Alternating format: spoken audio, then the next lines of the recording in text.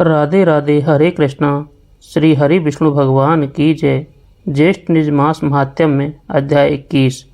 प्रिय श्रोताओं, ज्येष्ठ निज मास की पावन कथा के क्रम में आज हम सुनेंगे ज्येष्ठ निज मास महात्म्य का 21वां अध्याय।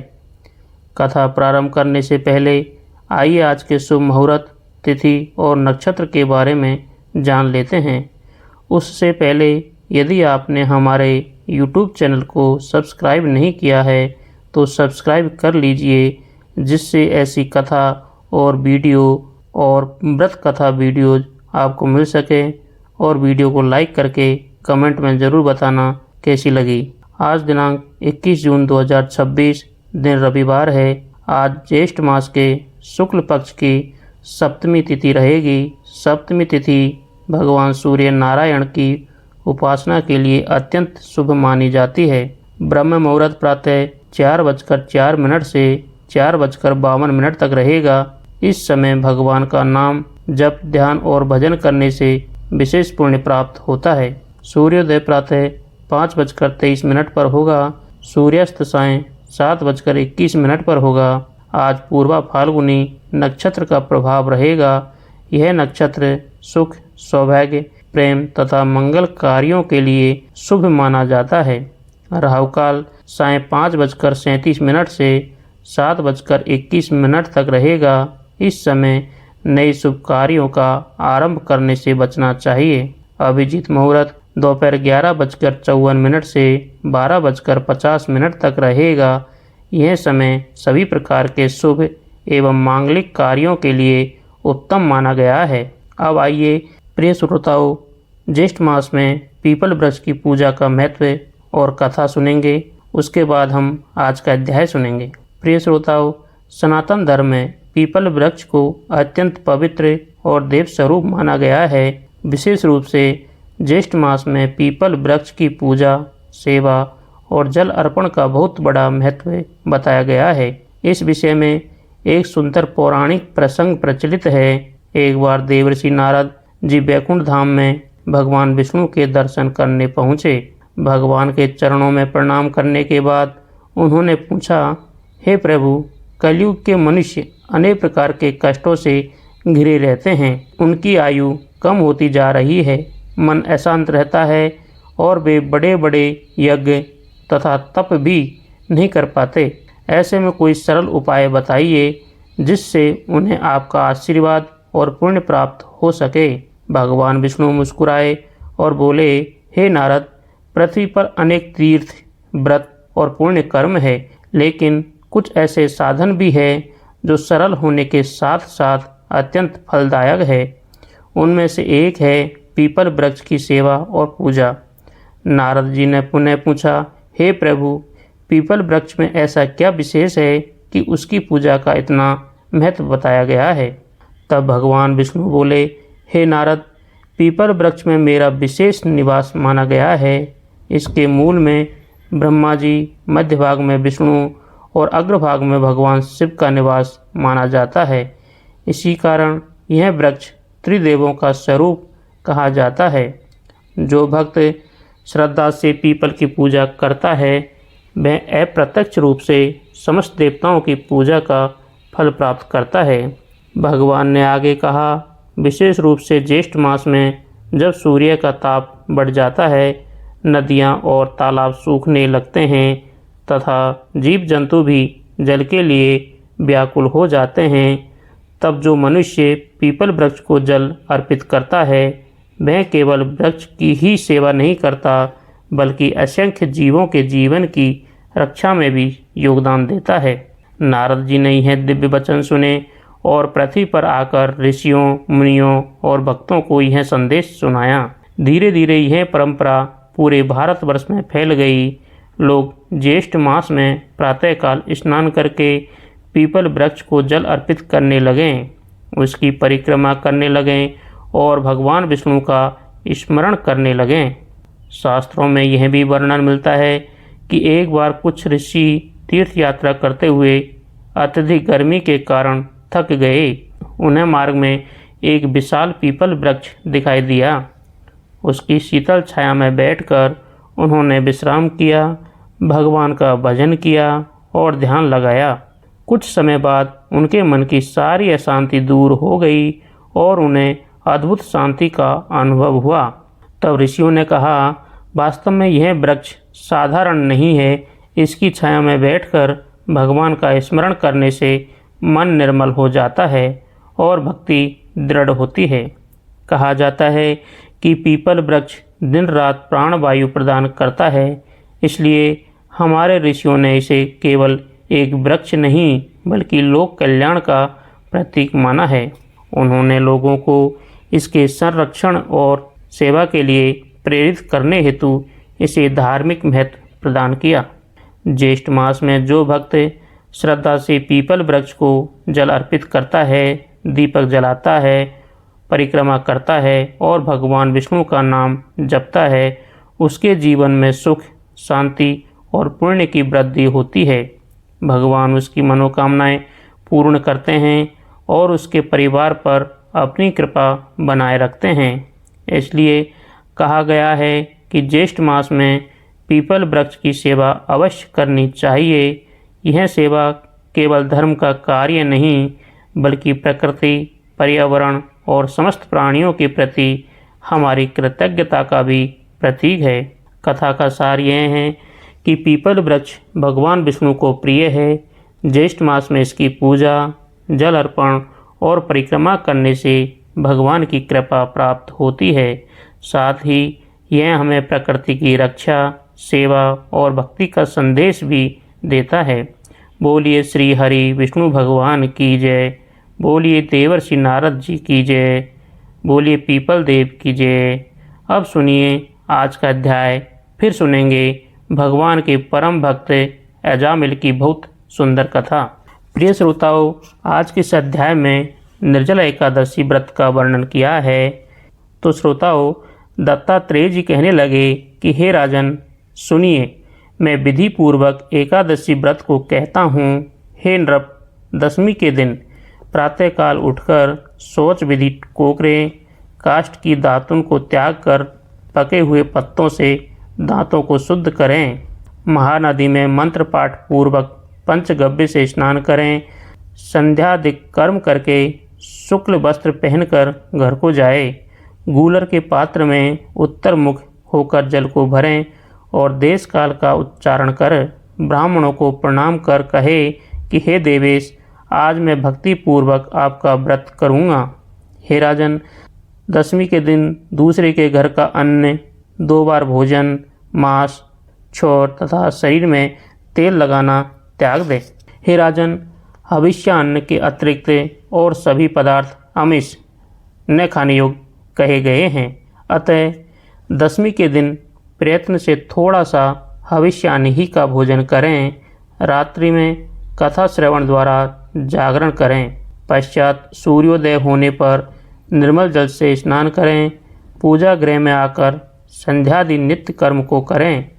एकादशी के दिन चित्त में किसी प्रकार का विकार उत्पन्न नहीं होना चाहिए तथा प्राकृत विषयों में मन को न लगावें और सहस्त्र नाम का पाठ करके तुलसी दल से विष्णु भगवान का पूजन करें तथा पुरुष सूक्त और पवमान मंत्रों से जनार्दन भगवान का अभिषेक करें।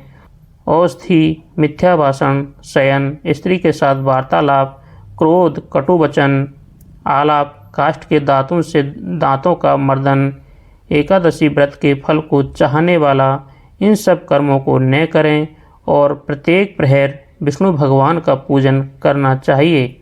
इसी तरह गाना बाजा बजाते हुए सारा दिन तथा रात व्यतीत कर देना चाहिए और उत्सव आदि मनावें।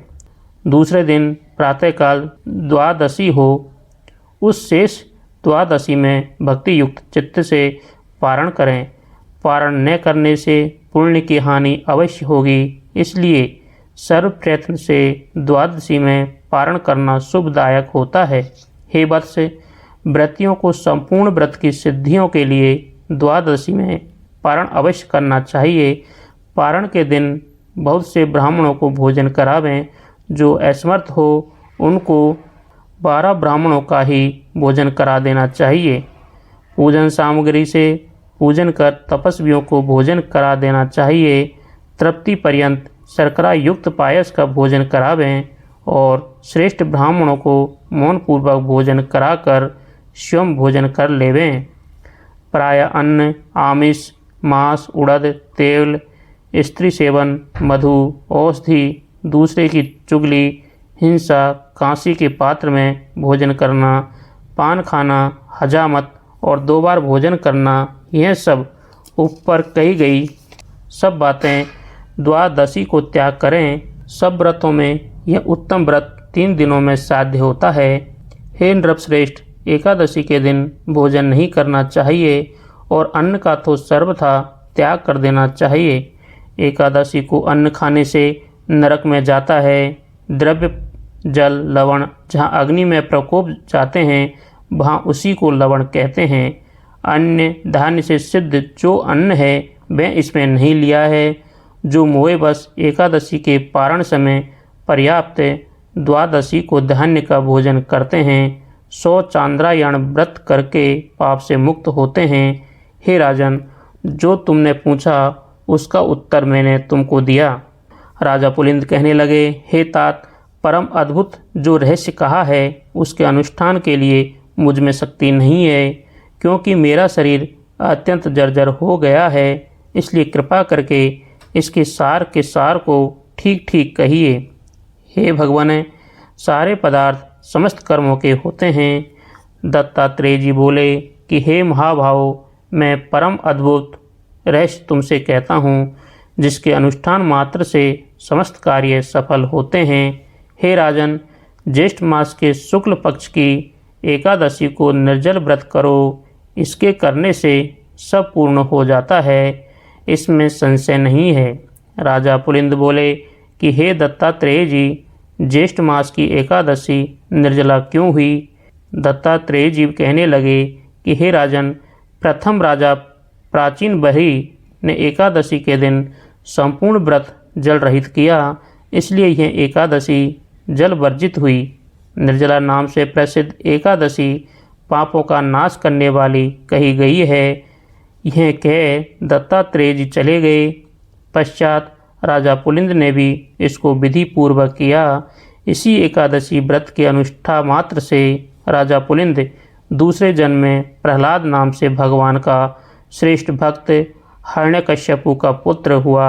श्री वेद व्यास जी बोले कि हे भीमसेन, यह प्राचीन इतिहास मैंने तुमसे कहा, इसके श्रवण मात्र से तुम्हारे सब संशय दूर हो गए होंगे। अब तुम क्या सुनना चाहते हो? भीमसेन कहने लगे कि हे पितामह, आपकी कृपा से सब मोह नष्ट हो गया और मुझको स्मरण शक्ति मिली। हे तात, व्रत करने के लिए मैं तैयार बैठा हूँ। निसंदेह मैं आपके वचन का पालन करूँगा। स्कंद जी कहने लगे कि हे ऋषियों, वेद व्यास जी के कथानुसार इस व्रत को भीमसेन ने किया और चक्रपाणी भगवान विष्णु की कृपा से सब पापों से मुक्त हो गया। आज का अध्याय यहीं समाप्त होता है। आगे का वृत्तांत हम अगले अध्याय में सुनेंगे। प्रिय श्रोताओं, अब सुनिए भगवान के परम भक्त अजामिल की बहुत सुंदर कथा। प्राचीन समय में कान्यकुब्ज नामक नगर में अजामिल नाम का एक ब्राह्मण रहता था। वह अत्यंत सदाचारी, विद्वान और धर्मपरायण था। बचपन से ही उसने वेद शास्त्रों का अध्ययन किया था। वह प्रतिदिन भगवान विष्णु की पूजा करता, यज्ञ करता, अतिथियों का सम्मान करता और अपने माता पिता की सेवा करता था। नगर के लोग उसके सदाचार की प्रशंसा करते थे। एक दिन उसके पिता ने उसे वन में पूजा के लिए पुष्प और समिधा लाने भेजा। वन से लौटते समय उसने मार्ग में एक मदिरा पिए हुए पुरुष को एक दुराचारी स्त्री के साथ अनुचित आचरण करते हुए देखा। उस दृश्य ने उसके मन को विचलित कर दिया। वह बार बार उसी दृश्य का स्मरण करने लगा। धीरे धीरे उसका मन भगवान की भक्ति से हटने लगा। उसने अपने धर्म का त्याग कर दिया और उस स्त्री के मोह में पड़ गया। माता पिता की सेवा छोड़ दी, पत्नी का त्याग कर दिया और बुरे लोगों की संगति में रहने लगा। अपनी इच्छाओं को पूरा करने के लिए उसने झूठ, छल, चोरी और अन्य अनेक पाप कर्म करने शुरू कर दिए। समय बीतता गया, अजामिल का पूरा जीवन अधर्म में बीतने लगा। उसके कई पुत्र हुए। सबसे छोटे पुत्र से उसे विशेष प्रेम था। उसने उसका नाम नारायण रखा। वह दिन भर उसी बालक को पुकारता रहता था। कभी उसे गोद में खिलाता, कभी उसके साथ खेलता और बार बार प्रेम से उसका नाम लेता। नारायण इधर आओ, नारायण मेरे पास बैठो, नारायण भोजन कर लो। यद्यपि वह अपने पुत्र को पुकारता था, फिर भी भगवान का पवित्र नाम उसके मुख से निरंतर निकलता रहता था। समय का चक्र चलता रहा और एक दिन अजामिल वृद्ध हो गया। उसका शरीर दुर्बल पड़ गया और मृत्यु का समय निकट आ गया। जब वह अपनी शैया पर पड़ा था, तभी उसने 3 भयानक यमदूतों को देखा। उनके हाथों में फंदे थे और उनका रूप अत्यंत डरावना था। उन्हें देखकर अजामिल भय से कांप उठा। उसी समय उसका प्रिय पुत्र पास में नहीं था। घबराकर उसने ऊंचे स्वर में पुकारा, नारायण नारायण। वह अपने पुत्र को बुला रहा था, लेकिन उसके मुख से भगवान नारायण का नाम निकला। जैसे ही भगवान का नाम उच्चारित हुआ, उसी क्षण आकाश से दिव्य प्रकाश प्रकट हुआ। वहाँ भगवान विष्णु के 4 पार्षद प्रकट हुए। उनके शरीर से दिव्य तेज निकल रहा था। उन्होंने यमदूतों को रोक लिया। यमदूतों ने कहा, यह व्यक्ति पापी है, इसने जीवन भर अधर्म किया है, हम इसे यमलोक ले जाने आए हैं। तब विष्णु दूतों ने उत्तर दिया, तुम धर्म का वास्तविक रहस्य नहीं जानते। इसने मृत्यु के समय भगवान नारायण का नाम लिया है। भगवान का नाम इतना पवित्र है कि वह बड़े बड़े पापों को भी नष्ट कर देता है। इसके बाद यमदूतों और विष्णु दूतों के बीच धर्म पर गहन चर्चा हुई। अंत में यमदूत अजामिल को बिना ले जाए वापस लौट गए। जब अजामिल को चेतना आई तो उसने अपने जीवन की सारी घटनाओं को याद किया। उसे अपने पापों पर अत्यंत पश्चाताप हुआ। उसने सोचा, मैं कितना भाग्यशाली हूँ कि भगवान ने मुझे एक और अवसर दिया। इसके बाद उसने अपना घर छोड़ दिया और गंगा तट पर जाकर रहने लगा। वहाँ उसने भगवान विष्णु की भक्ति आरंभ कर दी। वह दिन रात ओम नमो नारायण तथा नारायण का नाम का जप करता रहता था। अब उसका जीवन पूरी तरह बदल चुका था। वर्षों तक उसने तपस्या, भजन और भगवान के नाम का स्मरण किया। उसका मन शुद्ध हो गया और वह भगवान की भक्ति में लीन रहने लगा। अंततः जब उसका अंतिम समय आया, तब फिर से भगवान के दिव्य पार्षद उसके सामने प्रकट हुए। इस बार वे उसे लेने आए थे। अजामिल ने भगवान का स्मरण किया और प्रसन्न मन से अपने शरीर का त्याग कर दिया। भगवान के पार्षद उसे दिव्य विमान में बैठाकर वैकुंठ धाम ले गए। इस प्रकार जो व्यक्ति कभी महान पापों में डूब गया था, वही भगवान के नाम की महिमा से परम गति को प्राप्त हुआ। तो प्रिय श्रोताओं, इस कथा का संदेश यह है कि यह कथा हमें सिखाती है कि भगवान का नाम अनंत शक्ति से भरा हुआ है। मनुष्य को कभी भी भगवान की भक्ति छोड़नी नहीं चाहिए। यदि कोई व्यक्ति पश्चाताप के साथ भगवान की शरण में आता है, तो भगवान उसके जीवन को बदल देते हैं और उसे अपने धाम तक पहुंचा देते हैं। बोलिए श्री नारायण भगवान की जय। बोलिए भक्त अजामिल की जय। अब हम सुनेंगे भगवान शंकर जी की आरती। जय शिव ओंकारा, बोले जय शिव ओंकारा। ब्रह्मा विष्णु सदा शिव, ब्रह्मा विष्णु सदा शिव, अर्धांगी धारा। ओम जय शिव ओंकारा। एकानन चतुरानन पंचानन राजे, बोले पंचानन राजे। हंसासन गरुड़ासन, हंसासन गरुड़ासन, वृषवाहन साजे। ओम जय शिव ओंकारा। दोए भुजे चार चतुर भुजे दस भुजे अति सोहे भोले दस भुजे अति सोहे। भोला जी का रूप निरखता त्रिभुवन जन मोहे। ओम जय शिव ओमकारा।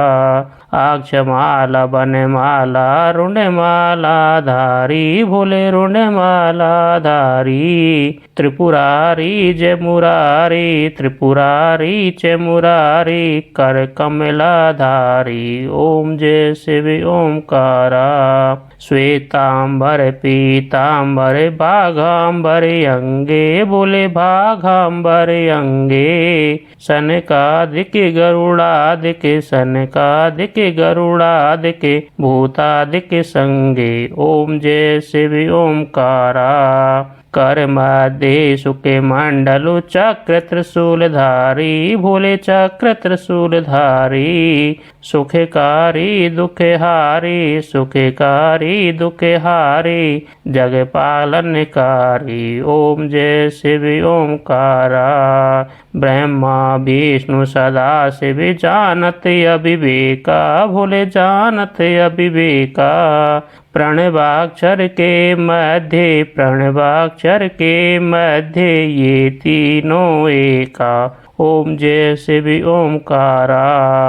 त्रिगुण स्वामी जी की आरती जो कोई नर गावे भोले जो कोई जन गावे। कहते शिवानंद स्वामी कहते शिवानंद स्वामी सुख संपत्ति पावे। ओम जय शिव ओमकारा।